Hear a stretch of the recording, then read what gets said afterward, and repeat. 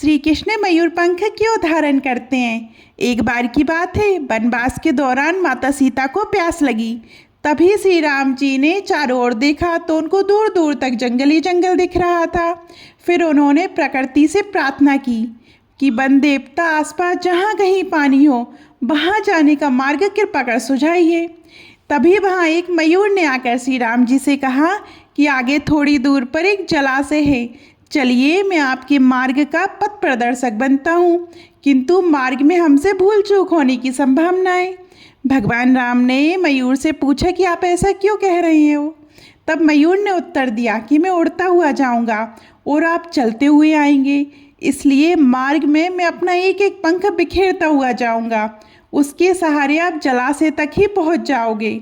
जबकि ऐसा माना जाता है कि मोर के पंख एक विशेष समय में, एक विशेष ऋतु में ही गिरते हैं। मोर यदि अपनी इच्छा विरुद्ध पंखों को बिखेरेगा तो उसकी मृत्यु हो जाती है।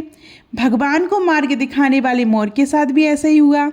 अंत में जब मयूर अपनी अंतिम सांस ले रहा होता है तब उसने मन ही मन में कहा कि वह कितना भाग्यशाली है कि वे प्रभु जो जगत की प्यास बुझाते हैं, ऐसे प्रभु की प्यास बुझाने का उसे सौभाग्य प्राप्त हुआ।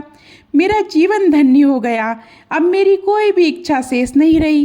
तभी भगवान श्री राम ने मयूर से कहा कि मेरे लिए तुमने जो मयूर पंख बिखेर कर अपने जीवन का त्याग कर मुझ पर जो ऋण चढ़ाया है, मैं उस ऋण को अगले जन्म में जरूर चुकाऊंगा। कहा जाता है कि जब भगवान राम ने श्री कृष्ण के रूप में अगला अवतार लिया और अपने सिर पर मोर पंख धारण किया और अपने वचन अनुसार उस मयूर का ऋण उतारा था।